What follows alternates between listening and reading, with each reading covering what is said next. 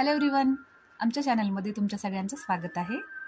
तर आजच्या व्हिडिओपासून मी आमच्या थायलंड ब्लॉगची सुरुवात करत आहे. मागच्या डिसेंबरमध्ये आम्ही थायलंडला फिरायला गेलो होतो. आशिया खंडातील अनेक सुंदर देशापैकी हा एक देश आहे. इथे भगवान श्री गौतम बुद्धांचे अतिशय सुंदर प्रतिमा तर आहेत आणि मंदिरंसुद्धा खूप सुंदर आहेत.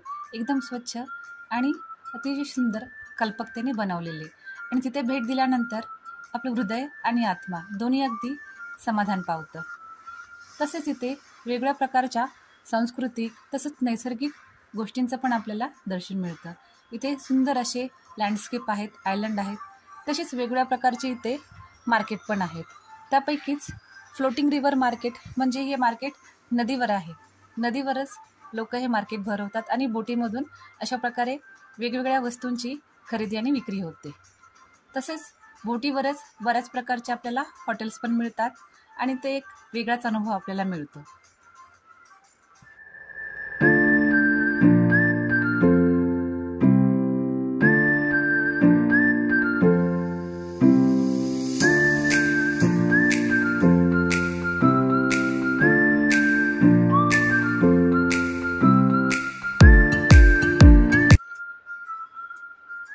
तर मग आमचा प्रवास चालू झाला मुंबईवरून.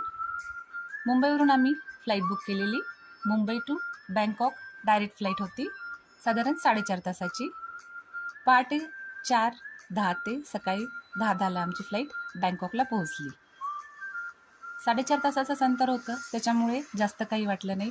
आपल्याला बरेच ऑप्शन्स आहेत तिथे ट्रॅव्हलिंगसाठी सुद्धा. फ्लाईटचे चेन्नईवरून आहे आणि बरेच असे कलकत्त्यावरून पण आहेत. पण आम्हाला डायरेक्ट फ्लाईट पाहिजे होती म्हणून आम्ही मुंबईवरूनच केली बुक. जर आपण फ्लाईट वेळेच्या आधी जर बुक केली, म्हणजे बऱ्याच वेळा आपण प्लॅन करायची असेल त्याच्या आधी केली तर बरीच आपल्याला स्वस्त मिळते. आम्ही वेळेवर बुक केल्यामुळे आम्हाला थोडीशी महाग मिळाली आणि विजा ऑन अरायवल असल्यामुळे बऱ्याच फॉर्मॅलिटी हा फास्ट झाल्या. तर साधारण 4.5 तासानंतर आम्ही बँकॉकला पोहोचलो. बँकॉकच्या सुवर्णभूमी एअरपोर्टवर. एअरपोर्टसुद्धा अगदी सुसज्ज आणि व्यवस्थित मॅनेज केलेलं आहे. सगळ्या फॉर्मॅलिटी करून इमिग्रेशन चेक वगैरे करून आम्ही बॅग क्लेम केल्या. आता इथे एअरपोर्टवर त्यांनी अतिशय व्यवस्थित शॉप्स आणि व्यवस्थित ऑफिसेस पण ठेवलेले आहेत. म्हणजे जे काही टुरिस्ट लोक असतील तर त्यांच्यासाठी अगदी सोयीने तिथे सगळ्या गोष्टी व्यवस्थित मॅनेज करता येतील, जसे की टूर किंवा करन्सी एक्सचेंज. आता थायलंडची जी करन्सी आहे ती बात आहे. एक थाय बात म्हणजेच आपले 2 रुपयांच्या एवढे आहेत. करन्सी थोडीफार वरचढ होते पण तेवढाच रेशो राहतो. आम्ही ट्रिपच्या आधीच इथे थोडीशी करन्सी एक्सचेंज करून घेतलेली थॉमस कुकमधून, त्यामुळे जास्त प्रॉब्लेम आला नाही. आणि एअरपोर्टवर पण बरेच टॅक्सी कॅबचे पण आपल्याला ऑप्शन भेटतात. आम्ही ग्रॅब ॲप डाउनलोड केलेलं आणि ग्रॅबमधूनच सगळ्या आम्ही टॅक्सी बुक केलेल्या. आणि ऑनलाईन पेमेंट असल्यामुळे जरी ड्रायव्हरला आपल्याला कम्युनिकेशन करता आलं नाही तरी एवढा काही प्रॉब्लेम आला नाही. ग्रॅबवरून आपल्याला चांगले ऑप्शन मिळतात आणि टॅक्सी पण रिझनेबल मिळतात.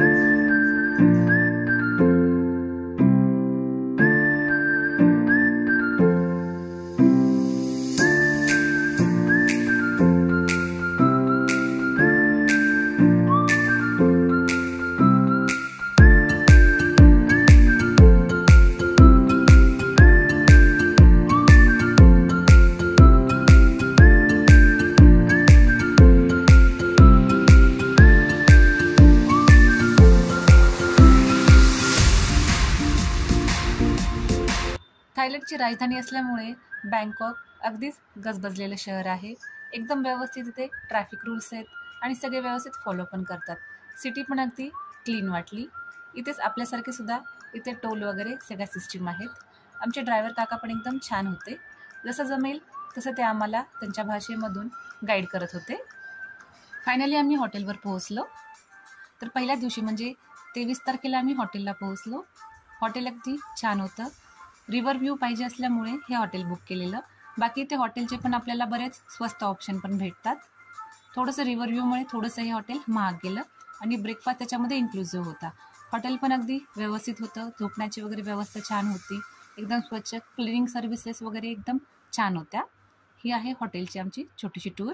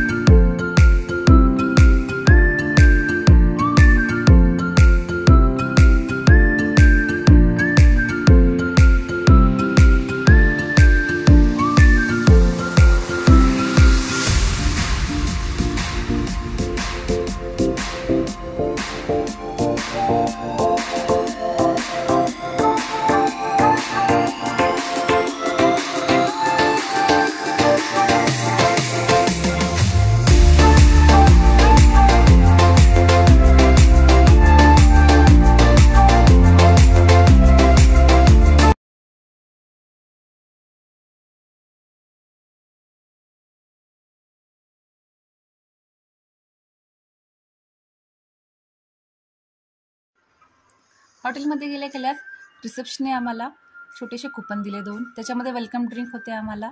आणि त्यानंतर थोडासा आराम करून संध्याकाळी रिव्हरवर क्रूजचे आमचे ऑलरेडी तिकीट्स काढलेले होते.